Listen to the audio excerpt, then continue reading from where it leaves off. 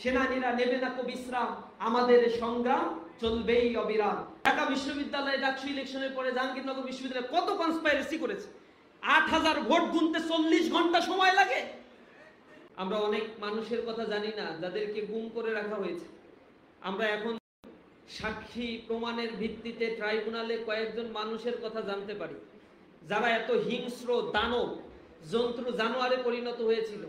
Army officer হয়ে একজন মানুষের 1000-এর অধিক মানুষকে সে হত্যা করেছে। এই হত্যাকাণ্ডের ঘটনা বর্ণনা করতে গিয়ে সে বলেছে মাঝে মাঝে সে মাথায় রিভলভার ঠেকিয়ে গুলি করত, এক পাশ থেকে মগজ বের হয়ে যেত, মগজটা তার হাতে লাগলে নাকি তার প্রশান্তি লাগতো। এভাবে করে ঠান্ডা মাথার কিছু কিলার তৈরি করেছিল ফ্যাসিবাদী হাসিনা। এরকম নাম না জানা অনেক মানুষ যাদেরকে পৃথিবী থেকে চিরবিদায় নিতে হয়েছে এই ফ্যাসিবাদের রোশানলে পড়ে। এই মানুষদের জন্য আল্লাহর কাছে দোয়া করি আল্লাহ রাব্বুল আলামিন যেন তাদেরকে জান্নাতের উচ্চ মাকাম দান করেন। আমরা স্মরণ করছি যারা আহত হয়েছে, পঙ্গুত্ব বরণ করেছে, চোখ হারিয়েছে, পা হারিয়েছে, যাদের এই ত্যাগের বিনিময়ে নতুন বাংলাদেশ বিনির্মাণের স্বপ্ন আমরা দেখছি। আমরা তাদের জন্য আল্লাহ রাব্বুল আলামিনের কাছে দোয়া করি আল্লাহ যেন তাদেরকে শেফায়ে আজেলা শেফায়ে কামেলা নসিব করে দেন। প্রিয় উপস্থিতি, আজকে দুঃখ লাগে বাংলাদেশে এত রক্তের বিনিময়ে এই স্বাধীন বাংলাদেশের ইতিহাসে 54 বছরের ইতিহাসে 71-এর মুক্তিযুদ্ধ এবং পরবর্তী জুলাইয়ের এই অভ্যুত্থানেই শুধুমাত্র ম্যাসিভ পরিমাণে এভাবে কিলিং এর ঘটনা ঘটেছে। তবে এক্সেপশনাল হচ্ছে 71-এর মুক্তিযুদ্ধে যখন অংশগ্রহণ করা হয়েছিল তখন পাকিস্তানের বিরুদ্ধে যুদ্ধ করেছিল বাঙালিরা বা বাংলাদেশের পূর্ব পাকিস্তান পশ্চিম পাকিস্তানের মধ্যে। কিন্তু এই জুলাই আন্দোলনে যারা আমাদেরকে শহীদ করেছে, আমাদেরকে পঙ্গুত্ব বরণ করিয়েছে, সে হচ্ছে এই দেশে থেকে আমার ট্যাক্সের টাকা খাওয়ার প্রশাসন যারা বিলিয়ন বিলিয়ন ডলার পাচার করেছে। এই দেশ থেকে 240 বিলিয়ন ডলার শুধু পাচার করেছে। এরপরে 28 লক্ষ কোটি টাকার সন্ধান পাওয়া গিয়েছে। এরকম তাসরুফ করা বিভিন্ন ধরনের করাপ্টেড বিভিন্নভাবে এই মানিগুলো তারা বিভিন্নভাবে অ্যাবিউজ করেছে, এই খোঁজ খবরগুলো পাওয়া গিয়েছে। 58,000 কোটি টাকা জব্দ করা হয়েছে। এভাবে আরো কত কোটি টাকার যে হিসেব রয়েছে।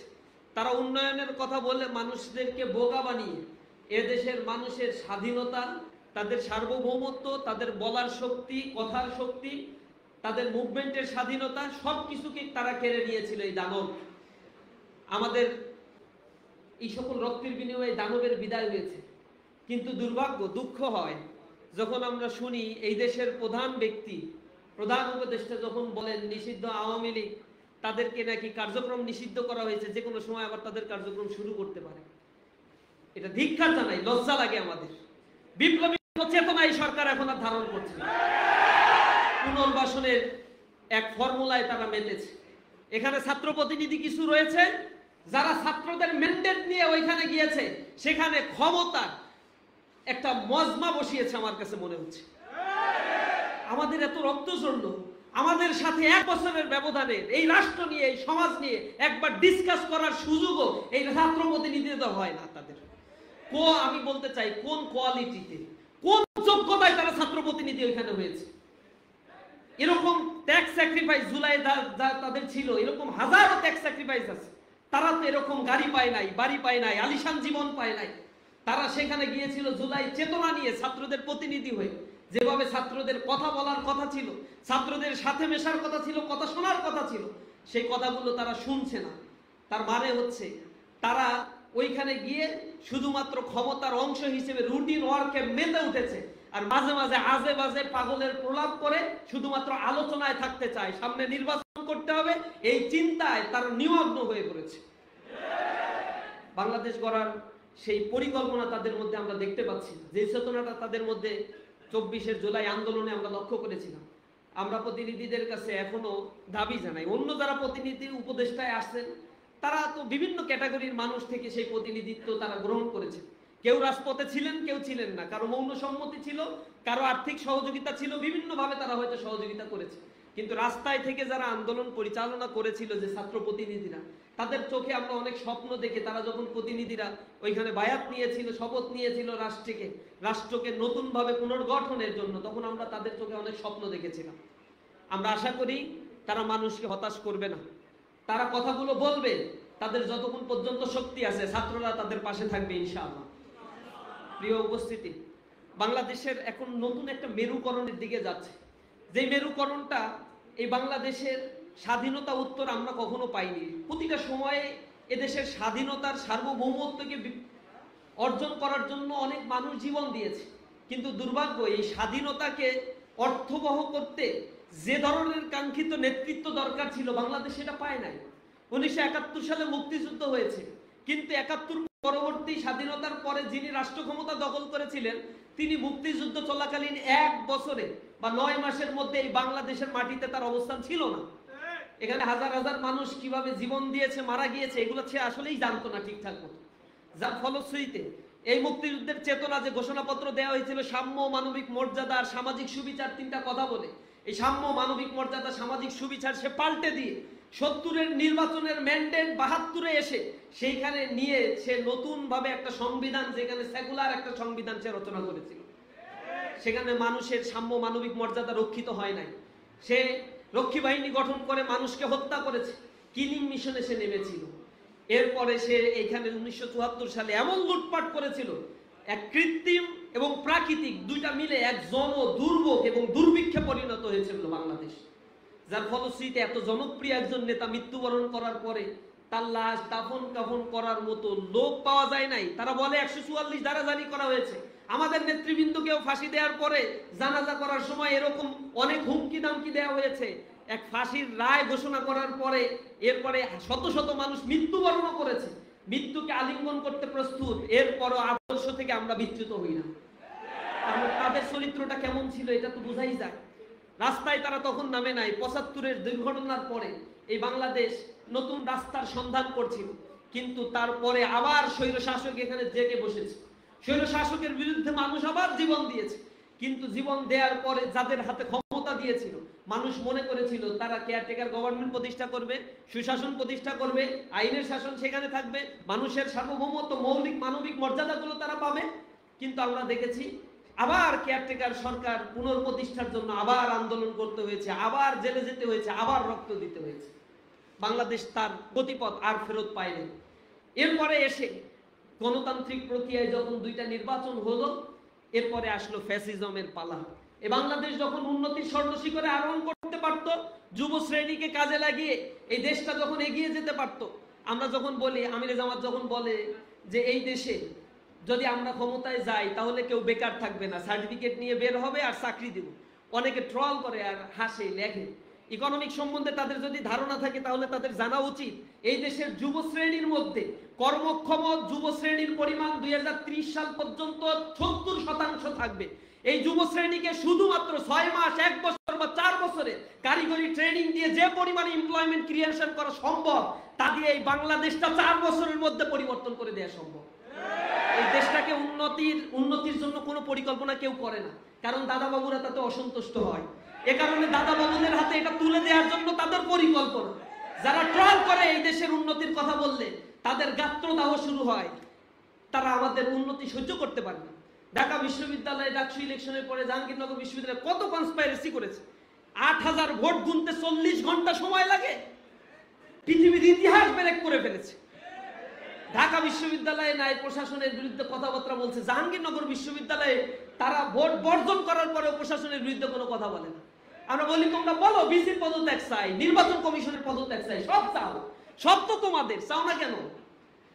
কারণ জানে শত মেকানিজম করেও ছাত্রদের এই গণ জোয়ারে তারা টিকে থাকতে পারে নাই। দিন শেষে তারা সেইখানে মেনে নিতে বাধ্য হয়েছে। তো সামনের ইলেকশনেও এর একটা প্রতিচ্ছবি আমরা দেখতে পাচ্ছি। তারা খুঁজে খুঁজে কিছু কথা বলে যে অমুক জায়গায় জামাত দখল করে রাখছে, তমুক জায়গায় জামাত দখল করে রাখছে। মন্ত্রী পরিষদের 1-2 জনের নাম বলে, অথচ তাদের সাথে কোনো সম্পৃক্ততাই নেই। জীবনে কোনোদিন তাদের আমরা সরাসরি দেখি নাই। বলে ওইটা হচ্ছে জামাতের লোক, আর বলে না বাকিগুলো কাদের লোক, এটা আর বলে না। বলে 16টা বিসি জামাতের, তাহলে বাকিগুলো কাদের সেটা আর বলে না। সব চুপিসারে নিচে মিডিয়া হাইপ তুলে তারা জামাতি জামাতি বলে আর সবগুলো নিজেরা দখল করে প্রত্যেকটা জায়গা নিজেদের লোক তারা বসিয়ে রেখেছে। সামনের নির্বাচনে তারা এরকম নীল নকশা করছে। যেমনি জাহাঙ্গীরনগর বিশ্ববিদ্যালয়ে মাত্র একটা ইলেকশন, তো এর একটা প্রতিশ্রুতি। রাজশাহী বিশ্ববিদ্যালয়ে আপনারা দেখছেন যে সময় নির্বাচন হওয়ার কথা কি ধরনের কনস্পাইরেসি তারা করেছে। নির্বাচন তাদের কারণে সর্বশেষ যেদিন নমিনেশন জমা দেওয়ার কথা, সেই নমিনেশন জমা দেওয়ার দিন তারা হট্টগোল করেছে, তাদের কারণে একদিন আবার পিছিয়ে দেওয়া হলো। এরপরে তারা আগে আন্দোলন করেছে, নির্বাচনের সময় যেটা নির্ধারণ করা ছিল তার থেকে আবার তাদের জন্য 10 দিন পিছাইছে। আবার তাদের এই নতুন আবদারের কারণে আবার 25 দিন নির্বাচন পিছিয়ে দেওয়া হয়েছে। কোন গণতান্ত্রিক পরিবেশে তারা আদতেও বিশ্বাস করে? তাদের ক্ষমতায় থাকাকালীন 10 বছরে কোন ধরনের ইলেকশন বিশ্ববিদ্যালয়, কলেজ, ইউনিভার্সিটির কোন জায়গায় তারা দেয় না। তারা স্বাভাবিক ডেমোক্রেসিতে বিশ্বাস করে। তারা মনে করে শুধুমাত্র একটাই নির্বাচন হতে হবে, স্থানীয় ইলেকশন না, অমুক ইলেকশন না, তমুক ইলেকশন, একটাই, সেটা হচ্ছে জাতীয় ইলেকশন। তারা ওইখানে ক্ষমতায় যাওয়ার পর বাকিগুলো নিজেদের মতো করে করার চিন্তা ভাবনা তাদের কাছে। থিঙ্কার জানে, নতুন বাংলাদেশের পালস তারা বুঝতে পারছে না। তারা এখনো মনে করছে মেকানিজম করে মনে হয় ক্ষমতায় যাওয়া যায়। ডাকসু প্রমাণ করছে না ছাত্ররা মেকানিজম করে যাওয়া যায়, জাকসুতে যাওয়া যায়। সামনে আরো প্রমাণ হবে। ছাত্রদের পালস বলবে না, শুধু দায় চাপানোর রাজনীতি তারা করে, শুধু দায় চাপায়। মিথ্যাচার আর দায় চাপানোর রাজনীতি ছাড়া দ্বিতীয় কোনো রাজনীতিক সেন্স তাদের মাথায় আর ঢুকে না। সেই 90-এর দশকের আর 80-র দশকের রাজনীতির ফিলসফি নিয়ে যদি তারা এখনো ময়দানে টিকে থাকতে চায়, তাহলে আমি বলে দিচ্ছি এই বাংলাদেশে তাদের সামনে আর জায়গা হওয়ার মতো অবস্থা আমি দেখতে পাচ্ছি না। আমার তো মনে হচ্ছে একটা গণ পরিবর্তন এসেছে। অবজারভেশন যা দেখছেন বিভিন্ন জায়গায়, এগুলো তো আমরা করি না, ওগুলো বিভিন্ন সংস্থাগুলো করে। সেখানে শিক্ষিত সমাজের মধ্যে অধিকাংশই জামাত ইসলামকে চায় আগামীর বাংলাদেশ পরিচালনার জন্য। কারা করাপশন করে, টেম্পো স্ট্যান্ড, সাদাবাজি, দখল, এই বাণিজ্য নিজেদের মধ্যে আন্তকন্দল করে, কারণ তারা গ্যাঞ্জাম করতেছে, আমরা তো গ্যাঞ্জাম করি না, কায় পরে এসে ঝগড়া করে, আমরা বলি করবো না। এখন কি করবে? মারামারি তো স্বভাবজাত, করতে তো হবে। নিজেরা মারামারি করে 100-র উপরে মানুষের মেরে ফেলছে, পাথর মেরে হত্যা করবে, কোপায়ে হত্যা করবে, এই করবে সেই করবে, মামাবাড়ির আবদার পেয়ে গেছে তারা। পুলিশ প্রশাসন কিছু বলে না, কারণ পুলিশ ধরে নিয়েছে সামনে তারা ক্ষমতায় যাবে। যদি আজকে কিছু বলি তাহলে এই বাংলাদেশের কি বাজে কালচার, এই বাজে কালচারের মধ্যে পুলিশের হয়তো চাকরি নাও থাকতে পারে। এই জন্য তাদের বহিষ্কার করার পরে ধরে না, নোটিশে লিখে দিতে হয় যে অমুককে বহিষ্কার করেছি, পুলিশকে পদক্ষেপ নেওয়ার জন্য অনুরোধ করা হচ্ছে। কত লজ্জাজনক একটা বিষয়ে এই দেশের কাঠামোটা আর দাঁড়িয়ে আছে। এগুলো মানুষ মনে হয় বুঝে না, মানুষের বোকা বানায়, আর কোনো কিছু করা সম্ভব না। সামনে সেই দিন আসছে, জবাব পেয়ে যাবেন, সব কিছু আদায়, কাজকলায় সব কিছু দেয়া হবে আপনাদের ইনশাআল্লাহ। আমরা বলতে চাই রাজনীতিটা পরিশীলিত হোক, মানুষের কাছে মানুষের অধিকার ফিরে পাক, এখানে আইনের শাসন প্রতিষ্ঠিত হোক, যোগ্য মানুষেরা তাদের চাকরি, তাদের ব্যবসা সঠিকভাবে এদেশে করতে পারুক, এদেশে একটি পলিটিক্যাল স্ট্যাবিলিটি আসুক। স্বাভাবিকভাবে এই দেশকে যদি পরিচালনা করা সম্ভব হয়, আমার দেশ এই ক্ষুধা দারিদ্র পীড়িত আর থাকবে না। দ্রব্যমূল্যের যে ঊর্ধ্বগতি ক্ষণে ক্ষণে তৈরি হয়, সিন্ডিকেট তৈরি করে রাখছে, এই মধ্যসত্যভোগিতা আস্তে আস্তে দূর করে দেওয়া সম্ভব। আমরা সোনার একটি বাংলাদেশ গড়ার জন্য স্বপ্ন দেখি, বাংলাদেশকে আমরা গড়ে তুলবো ইনশাআল্লাহ। এই জন্য সামনে আমরা যারা শিক্ষার্থী রয়েছে, পরিবর্তন ইয়াং জেনারেশনের মধ্য দিয়েই আসে, এবং পৃথিবীর সকল পরিবর্তনগুলো যুবকদের মাধ্যমেই হয়। যুবকরা যদি সিদ্ধান্ত নেয়, একটা সমাজ ব্যবস্থায় আমূল পরিবর্তন করতে বাধ্য করতে পারে একটা জাতিকে। সুতরাং আমরা হচ্ছে আগামী দিনের বাংলাদেশ। আমাদের চিন্তা, আমাদের পরিকল্পনাগুলো আমাদেরকে অনেক দূরে এগিয়ে নিয়ে যাবে। আমি আশা করি আপনারা যারা ঢাকা 5 আসনের অন্তর্ভুক্ত রয়েছেন, এখানের বাসিন্দা রয়েছেন, কার্যক্রম করছেন, মানুষের কাছে গিয়ে শুধুমাত্র আমাদের কথাগুলো তুলে ধরার জন্য চেষ্টা করবেন। একটি কল্যাণমুখী একটি নতুন বাংলাদেশের স্বপ্নের কথাগুলো তাদেরকে বলার চেষ্টা করবেন। আমি আশা করি মানুষ বোঝা শিখেছে, সোশ্যাল মিডিয়ার কল্যাণে, মিডিয়ার কল্যাণে মানুষ এখন অনেক বেশি কনসাস। একটি বড় পরিবর্তন ইনশাআল্লাহ আসবে। সামনের বাংলাদেশ যদি আবার কোনো আধিপত্যবাদের করাল গ্রাসে পড়ে যায়, তাহলে এই বাংলাদেশের জন্য আবার কোনো খারাপই একটা আসতে চলেছে। আমরা হতাশার সাথে লক্ষ্য করছি, একটা কমিউনিটি ডেভেলপ করেছে যারা বিভিন্নভাবে জামাত ইসলামের বিরুদ্ধে, ইসলামী ছাত্র শিবিরের বিরুদ্ধে পরিকল্পিত প্রোপাগান্ডা ছড়ানোর জন্য চেষ্টা করে। তাদের রাজনৈতিক এজেন্ডা নাই, এমন লেম এজেন্ডা, মিথ্যাচার এজেন্ডা ফেসবুক থেকে পাওয়ার পরে তাদের ভেরিফাইড পেজ থেকে তারা শেয়ার করে। লজ্জা লাগে। ইসলামী ছাত্র শিবিরের কেন্দ্রীয় পেজ লক্ষ্য করে দেখবেন, ফরমাল জিনিস ছাড়া এই পেজ থেকে ইসলামী ছাত্র শিবির কিছু দেয় না। আমরা একটা স্ট্যান্ডার্ডিটি এবং স্মার্টনেস বজায় রাখার চেষ্টা করি। রাজনীতিতে, পলিটিক্সে স্মার্টনেস বজায় রাখা একটা অনেক বড় সৌন্দর্য। এই সৌন্দর্যটা আমরা বজায় রাখতে চাই। আপনাদেরকে অনুরোধ জানাই, আপনারাও সেই রাস্তায় আসেন। ছাত্ররা এখানে আমরা যারা উপস্থিত রয়েছে, আগামী দিনের এই ঢাকা সিটি সহ সারা বাংলাদেশকে নতুন উদ্যমে গড়ে তোলার জন্য আমাদের কর্মস্পৃহাকে বাড়াতে হবে। যে উদ্যমে এখন কাজ করছি তার চাইতে কয়েক গুণ উদ্যম আমাদেরকে বাড়িয়ে দিতে হবে। ক্লান্তির অবসান ঘটাতে হবে। সত্যের সেনানীরা নেবে না কো বিশ্রাম, আমাদের সংগ্রাম চলবেই অবিরাম। আমরা বিশ্রাম নিব না।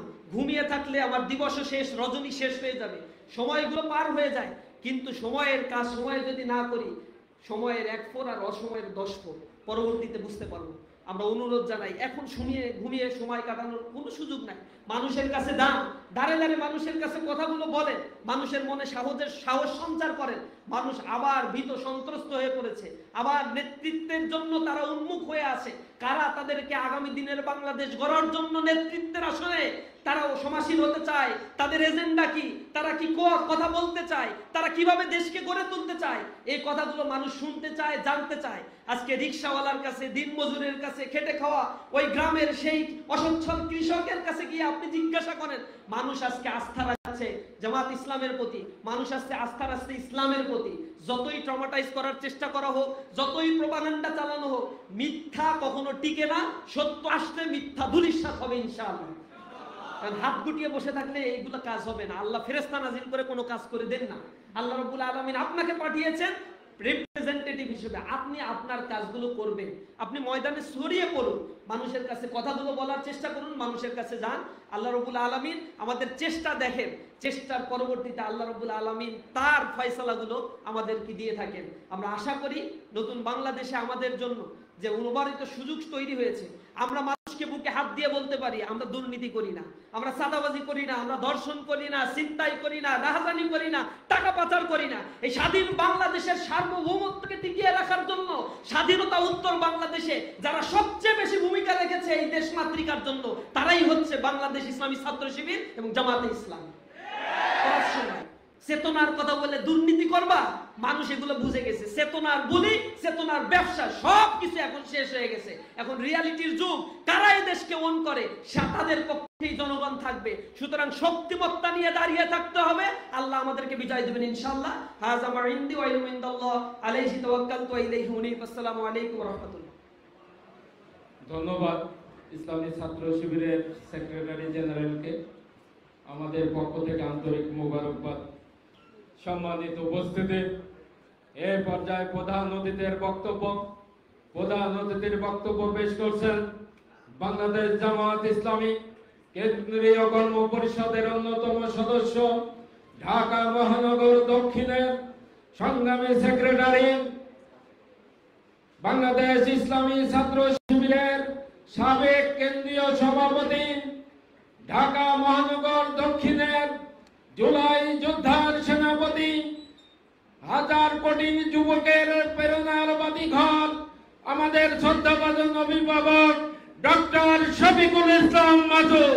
এই পর্যায়ে প্রধান অতিথির বক্তব্য রাখছেন ডক্টর শফিকুল ইসলাম মাসুদ।